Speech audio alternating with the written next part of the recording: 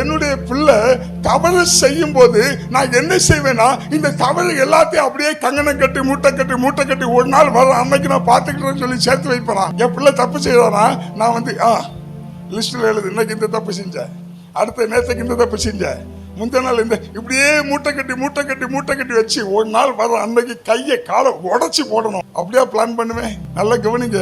நான் என்ன செய்வேன்னா, என் பிள்ளை எப்பெல்லாம் தப்பு செய்வாளோ அப்பெல்லாம் பிடிச்சி நங்குன்னு 4 கொட்டு சீர்படுத்திட்டே இருப்பேன். ஏன்னா என் பிள்ளைய நான் ரட்சித்து என் பிள்ளைய கருத்துக்குள்ள வச்சுக்க காரணம் பாதியில விட்டுட்டு போறதுக்காக இல்ல, நான் போகிற ராஜ்யத்துக்கு என் பிள்ளைகளை கூட்டிட்டு போறதுக்காக. அல்லேலூயா. அப்ப நல்ல கவனிங்க. தேவனுடைய கிருபையினால ரட்சிக்கப்பட்ட தேவ பிள்ளைகளாகிய உங்களை ஒருபோதும் ஆண்டவர் கைவிட மாட்டாரு. ஆனால் நீ செய்கிற கிரியைக்கான தண்டனையை இந்த உலகத்தில் நீ அனுபவிச்சாகணும்.